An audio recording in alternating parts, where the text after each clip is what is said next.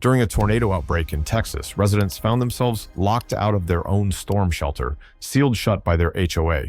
At the center of it was Claudia Renshaw, the HOA president, who valued control over safety, even in a life-threatening emergency.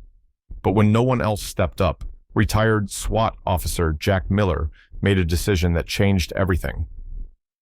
And just wait until you see how this real-life standoff unfolded, and why in the end, justice didn't just arrive, it broke the door down.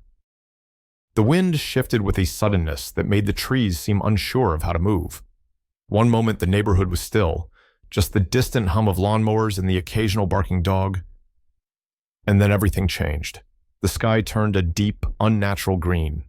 Clouds folded over each other like heavy fabric, being pulled too tight. Cassie Miller stood at the kitchen sink, hands in soapy water, when the first siren wailed through the calm. Not a drill. She had lived her whole life in northern Texas. Sirens were a part of that life, like summer dust or football on Friday nights. But this one didn't feel like any she'd heard before. It was sharper, longer. It didn't pulse with routine. It screamed. Her fingers froze in the water. She turned toward the window, eyes searching the clouds. Then she grabbed her phone from the counter. Tornado warning. Confirmed touchdown near county line. Seek shelter immediately. That last line hit like a punch. She didn't think. She moved. "Eli," she shouted, voice cracking through the hallway. "Blanket and shoes, now!"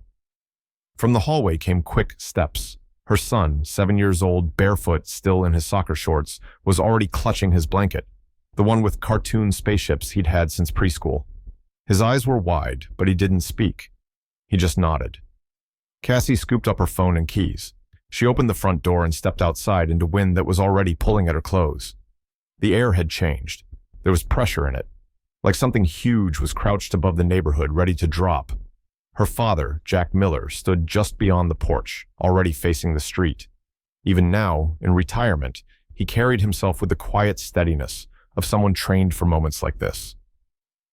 He wasn't panicked, he wasn't talking, but he was watching the sky in a way that made Cassie's stomach tighten. Jack had spent nearly 3 decades in Dallas PD's tactical division. He'd seen things that didn't get printed in newspapers, and he knew when something was real. He met her eyes and gave one short nod. "Let's go." They didn't live far from the shelter, maybe 450 feet. Their neighborhood, a small HOA-managed community just outside Gainesville, had voted to install a shared storm shelter after a near miss 2 years earlier. It was an underground concrete vault, tucked behind 2 homes on the lower end of the street. HOA guidelines had promised that in emergencies it would remain open. No code, no key, just shelter. Cassie remembered signing the petition. She remembered the fundraising emails. The neighborhood had paid for it together. Seniors, families, everyone. The 3 of them, Cassie, Jack, and Eli, moved quickly down the street. Others were stepping out of their homes too. The siren wailed again, lower this time, almost drowning beneath the wind. Leaves whipped past them. A trash bin tumbled out from a side yard and clattered across the sidewalk. Eli's hand tightened in hers. Cassie glanced up at the clouds again. Darker now, thick and circling like water down a drain. They were almost there. The shelter was just ahead, a solid steel door embedded in a grassy mound, the one place in the neighborhood where they were supposed to be safe. But what none of them knew yet, what would change everything in the next 90 seconds, was that the door they were running toward wasn't going to open, and no one was coming to unlock it. Cassie was the first to reach the shelter. She sprinted the last few steps, Eli's hand tight in hers, breath catching from the wind and fear. She reached for the handle and pulled, and stopped cold. The door didn't move. She blinked, tried again, pulled harder, still nothing. Her eyes fell to the middle of the steel hatch, and that's when she saw it. A padlock. Not a simple latch, not something rusted or temporary. A thick, industrial-grade padlock, bolted through the reinforced latch like it had been installed for long-term use. The kind used on commercial storage units or supply depots. Cassie's stomach turned, her breath caught in her throat. This was supposed to be the safe place, the fallback, the plan, and it was sealed shut. She gripped the handle with both hands and yanked hard, once, twice, thinking maybe her fingers were just numb. Maybe she wasn't doing it right. The door didn't even budge. "Dad!" Her voice cracked. Jack stepped beside her and took one look at the door. He didn't touch it. He didn't need to. One glance at the way the padlock was fastened, and his expression darkened. More footsteps behind them. Neighbors running, some out of breath, some carrying toddlers or holding bags. One man was on speakerphone with his wife, yelling directions. A teenager in flip-flops clutched a dog leash, dragging a golden retriever behind him. People began to gather in a loose semicircle around the door. At first, no one said anything. Then someone tried the handle again. And again. It rattled in place, metal clinking against metal, but the door stayed shut. A woman with 2 kids dropped to her knees, trying to peer through the bottom seam. Another man pounded his fist on the steel. "Is this for real?" Cassie backed up a step. Her father hadn't moved. He was still staring at the lock. The crowd grew. Tension rippled through the group, like everyone was trying to come to the same impossible conclusion at the same time. Then a voice broke the silence. Loud, high, edged with disbelief. "Wait, did the HOA lock this?" It echoed through the wind. Everyone turned toward the voice, then back to the shelter door. Phones came out. People started filming. Someone dialed 911. Cassie didn't speak. She couldn't. Her mouth was dry, her heart hammering against her ribs. She looked down at Eli. He was holding her hand tighter now, his small fingers wrapped around her knuckles, eyes wide and unblinking. The sky was darker than before, lower, moving faster. The shelter was locked, and no one had the key. Cassie's phone buzzed in her pocket. She pulled it out instinctively, not expecting much. Maybe another alert from the weather app or a group text. But what she saw wasn't from a warning system. It was from her neighbor, Tara, and above the message, in bold, "Forwarded from HOA board chat, urgent." She tapped it open. Due to ongoing vandalism and unauthorized entry, the HOA has elected to temporarily restrict access to the storm shelter. Entry by app only. Temporary policy approved by majority board vote. Claudia Renshaw, HOA president. Cassie stared at the screen. Her thumb hovered as she reread the words again, slower this time. Not a glitch. Not an accident. They had deliberately locked the shelter, not because it was broken, not because it was full, but because someone, somewhere, thought it was better to lock it entirely than risk unauthorized entry. Cassie's jaw tensed. Claudia Renshaw. Of course it was her. Claudia had been president of the HOA for 4 years.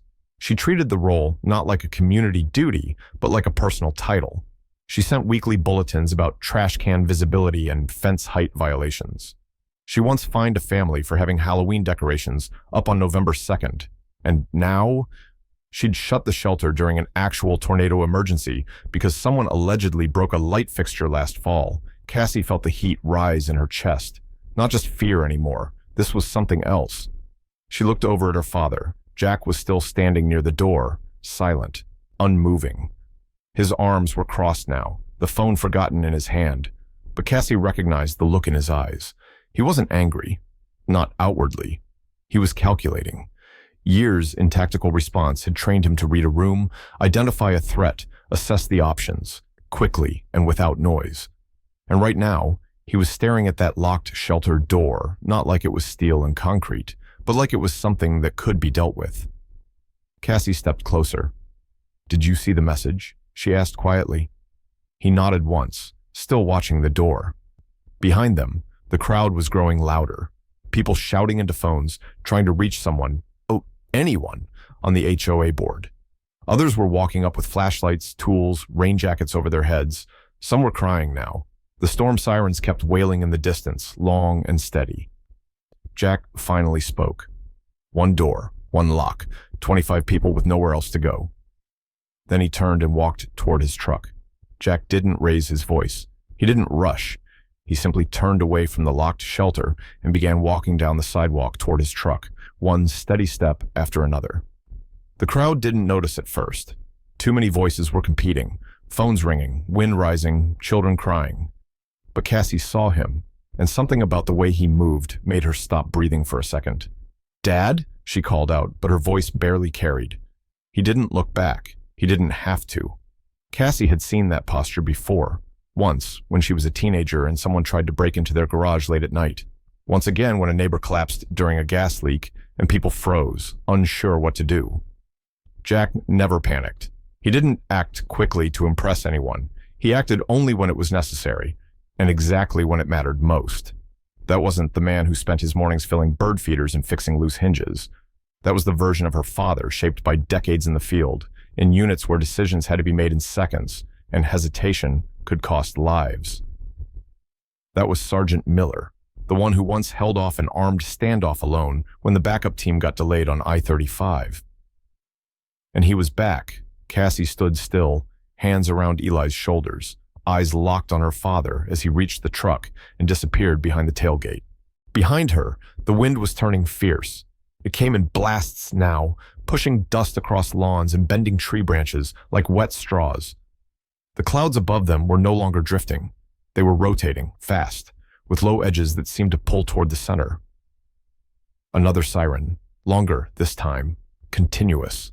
People were arriving by the minute now. Someone was yelling for a neighbor who hadn't shown up yet. A father was holding his daughter, shielding her from the wind with his body. A woman sat on the curb in silence, her phone held to her chest like a lifeline, but no one was answering. Someone asked if the fire department had been called.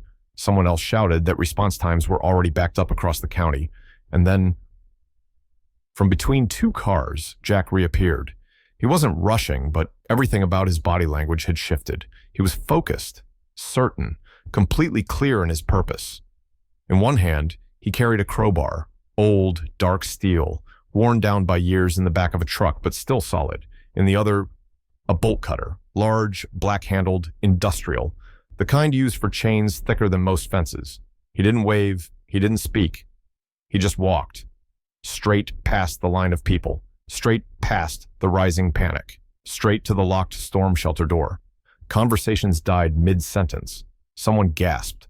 Another person backed away, taking their child with them, but no one tried to stop him.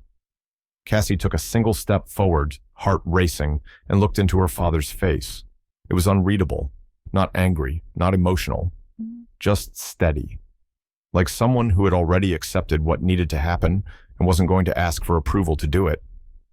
Behind him, someone whispered, as if speaking too loudly might somehow interfere, "He's going to open it." The wind howled louder now, tugging at jackets and swinging loose garden gates back and forth in sharp, mechanical motion. The shelter door loomed before him, locked tight, steel against steel. Jack stopped just a few feet away from it. No ceremony, no speech.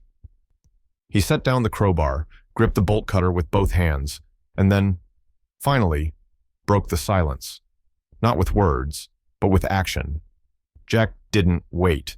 The moment he reached the door, he dropped the bolt cutter onto the grass, stepped forward, and with one clean motion, brought the crowbar down hard. The metallic crack echoed across the yard like a gunshot. The padlock shattered, not bent, not loosened, snapped in two. He didn't stop. His hands moved fast, practiced, like muscle memory had taken over. He struck again, this time to the latch. The steel bracket bent back, peeled almost sideways from the force of the second hit. And then came the third move. He dropped the crowbar, braced his shoulder, and slammed forward into the center of the heavy hatch. With a sharp clang, the door gave way. It swung open with a hiss of pressure, revealing the dark concrete steps inside. Jack didn't look around, didn't explain. He simply turned his head and said, voice low but firm, "Inside." It wasn't loud. It didn't have to be. There was something in his tone that cut through the noise, even louder than the rising wind or the echoing sirens. It wasn't a suggestion. It wasn't an offer. It was command. And people moved. They didn't panic. They didn't push. They simply went. Fast, quiet, urgent, like the part of the brain that calculates consequences had gone silent, and only instinct remained. Mothers held their children close. Elderly neighbors leaned on younger hands for balance. Teenagers came barefoot, still in pajama pants and oversized hoodies. A man helped carry in a woman who'd fainted from heat and fear. Someone passed in a stroller, someone else with a dog wrapped in a towel. They all flowed into the shelter like water down a funnel, guided only by necessity. Cassie stood near the door, counting every single person who passed her. Her hands were trembling, but her eyes were sharp. She wasn't letting anyone be missed. And Jack, he didn't go in, not yet. He stayed at the entrance, scanning the street like a soldier holding a line, waiting for stragglers, making sure no one was left behind. Every so often, he'd motion someone forward, never speaking more than a word. Above them, the wind had changed again. It wasn't gusting now, it was pressing, like the atmosphere itself was being pulled downward. Trees bent at impossible angles, leaves whipped in tight, angry spirals across the sidewalk. Somewhere nearby, a loose patio chair slammed into a garage door with a metallic thud, and still, Jack waited, until there was no one left. Only then did he step inside. He reached up, gripped the edge of the steel hatch with both hands, and pulled it shut with a final deafening clang. And in that exact moment, the storm arrived. The sound was unlike anything Cassie had ever heard. It wasn't thunder, it wasn't wind, it was deep, relentless, a roar that shook the concrete walls like a freight train tearing through the earth just above them. But they were in. The door was closed, and for now, they were safe. The door sealed shut with the weight of finality. Inside there was no more wind, no more sky, only the sound of breath, fast, shallow, overlapping. The shelter wasn't large, concrete walls, low ceiling, a narrow bench running along the sides. It smelled faintly of dust and metal. Someone had left a box of bottled water and a few emergency lanterns, one of which flickered softly in the corner. It wasn't bright, but it was enough.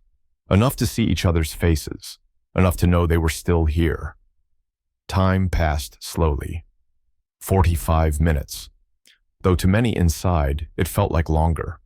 Children whimpered in their parents' arms, their voices hushed, not from fear now, but from exhaustion. Someone tried their phone, only to realize that the signal was gone. Another person quietly handed out water bottles. No one asked questions. No one made speeches. A woman near the back whispered a prayer under her breath. It wasn't dramatic. It was barely audible, just the soft repetition of familiar words, more for rhythm than reassurance. Cassie sat on the floor, holding Eli against her chest. His head was on her shoulder, eyes open but unfocused. She smoothed his hair without speaking. Across from her, Jack leaned back against the wall.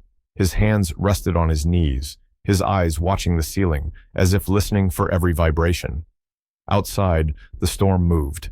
They couldn't see it, but they could feel it. A deep, heavy pressure in the concrete. The kind of pressure that doesn't make sound, but somehow fills every inch of space. There were moments when it felt like the wind was pulling at the door itself, trying to lift it away. And then, it passed. There was no countdown, no warning, just a shift. The shelter grew still, the air settled, the vibration faded. Silence. No sirens, no wind, only the steady thrum of too many hearts beating too fast. And slowly, sound returned in pieces. A cough, the rustle of movement, the buzz of someone's flashlight still on. Jack stood first. He opened the hatch carefully, testing the resistance. It gave way with a low metallic groan. Sunlight poured in. Cassie stood, holding Eli's hand. Others began rising around her, some stiff, some blinking, as if waking from sleep. They climbed the steps one by one, not speaking, still unsure of what they would find outside. And then they saw it. What had once been a quiet street, familiar, orderly, was now unrecognizable. 2 houses had been torn completely apart. Their foundations were still there, but the walls, the roofs, gone. Cars lay flipped on their sides or crushed under broken trees. A trampoline, twisted and folded in half, was wedged in the second-story window of the Wilsons' home. The air smelled like pine needles, insulation, and wet earth. Bits of roofing lay scattered like leaves. The road itself was lined with broken branches and shattered glass. Cassie stood still, unable to move. Eli pressed against her side, but then someone behind her said what no one else had yet put into words. "We're all here." She turned, counted. Every person who had entered the shelter, every neighbor, every child, every elder, was standing whole, blinking into the daylight. Not one had a cut. Not one had been left behind. And in that quiet moment, beneath a torn sky, they understood. It could have ended differently. It should have ended differently. But it didn't, because someone acted when no one else would. By Monday morning, the storm had cleared, but the story, it was only gaining momentum. What started as a desperate act in the middle of a tornado outbreak had turned into a digital wildfire. A neighbor, someone standing just a few feet away during the chaos, had filmed the moment Jack broke the lock and opened the shelter. No narration, no edits, just raw footage of one man stepping forward when no one else would. They posted it to TikTok with a simple caption, "HOA locked our shelter. He opened it." By sunrise, it had over 1 million views. By noon, 10 million. Local news picked it up first, then regional affiliates. By evening, it was being shared by national outlets under headlines like "Storm Hero defies HOA lockdown" and "Retired SWAT officer breaks into shelter saves neighborhood." But while the internet rallied behind him, the HOA board saw things differently. They scheduled an emergency Zoom meeting the next day, not to acknowledge the near disaster, not to explain why the shelter had been locked, and not to offer apologies to the families who had taken cover inside. Instead, the meeting focused on a single phrase: unauthorized forced entry resulting in property damage. They voted to fine Jack Miller $4,200, citing destruction of HOA-owned equipment and non-compliance with emergency procedures. When Cassie heard the news, she didn't know whether to laugh or cry. The shelter had worked. 25 people, her son, her neighbors, her friends, had walked out alive. And instead of gratitude, her father received a letter threatening legal action over a broken lock. But what the HOA hadn't accounted for was the internet. The comment sections under the original video, and every repost since, had become a tidal wave of outrage. Thousands of people from across the country left messages. They locked a shelter during an actual tornado? This man saved lives. They want to fine him for it? You don't punish courage, you learn from it. Journalists showed up at the edge of the neighborhood. News vans parked at the cul-de-sac. Reporters tried to catch quotes from anyone willing to speak, but Jack didn't. He didn't post online. He didn't give statements. He didn't respond to emails. He worked in the yard, helped repair a neighbor's fence, took Eli for a walk in the evening like it was any other day. Until one afternoon, a crew from the local CBS affiliate caught him just as he was finishing trimming hedges near his driveway. The reporter stepped forward with a microphone. Mr. Miller, would you do it again?" Jack looked at her, then looked at the camera and calmly said, "If you think a padlock is worth more than a child's life, you shouldn't be running a neighborhood, and yes, I'd do it again." No script, no anger, just the truth, plain and steady. That clip alone was shared by 500,000 people in the next 12 hours. And that's when the story stopped being local. It became something bigger. The story had reached too far, too fast. And now it was too loud to ignore. By the end of the week, pressure had mounted from every direction. News segments ran daily. Clips continued to circulate online, and local radio stations replayed Jack's quote on a loop. "If you think a padlock is worth more than a child's life." It was more than a moment. It had become a movement. People in cities and towns far beyond Texas started asking questions about their own emergency shelters. HOA meetings across the state were flooded with concerned residents. Petitions began circulating, demanding legislative oversight, and then came the first official consequence. On Friday morning, the HOA office posted a short notice to its website and bulletin board. Claudia Renshaw has formally resigned from her position as president of the Homeowners Association, effective immediately. No public apology, no comment, just one sentence. To most, it felt long overdue.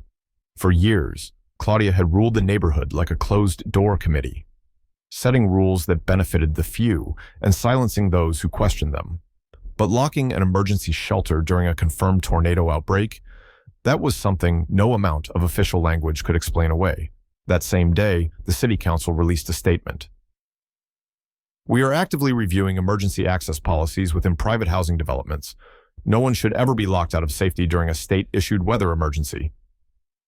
But it didn't stop there.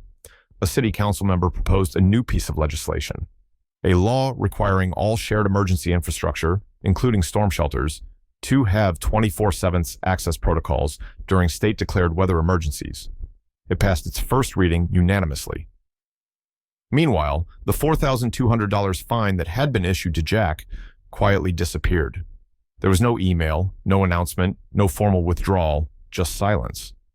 And then confirmation from a neighbor who'd checked the HOA ledger and found Jack's name had been removed from the violation list entirely, not because he'd filed a protest, not because he'd argued his case, but because the public demanded it. Letters had poured in, emails, phone calls, messages from complete strangers, parents, veterans, teachers, first responders, people who'd never met Jack, never been to his town, but who knew right from wrong when they saw it. He became something of a symbol. People online started calling him Tornado Jack. Cassie showed him one of the videos someone had made, a slow-motion edit of him opening the shelter, set to dramatic music. The caption read, "One man, 25 lives, 0 regrets." Jack watched it in silence, then set the phone down. "Don't like nicknames," he muttered. Cassie smiled, because even now, even after everything, he still didn't see what he did as heroic. To him, it was just the only thing that made sense. 3 weeks later, the shelter stood different than before. A new steel door had been installed, no padlock, no keypad, just a simple sliding bolt, the kind you closed from the inside once everyone was safe, and fixed to the frame, clean and quiet, was a plaque. "This shelter belongs to the people. May it never be locked again." There was no ceremony, no speeches, just a few neighbors standing quietly nearby, reading the words and remembering. Jack wasn't there. He was in Cassie's backyard, planting marigolds with his hands in the soil, quiet as ever. That's where the mayor found him, came to thank him in person. He didn't make a speech, just stood, nodded once, and said, "I didn't do it to be thanked. I did it because no one else did." Later that evening, as the sun faded and the sky calmed, Eli sat beside him on the porch. After a long pause, the boy asked, "Grandpa, were you scared?" Jack looked at him for a while, then answered softly, "Not of the storm. I was scared of what happens when we stop standing up for each other."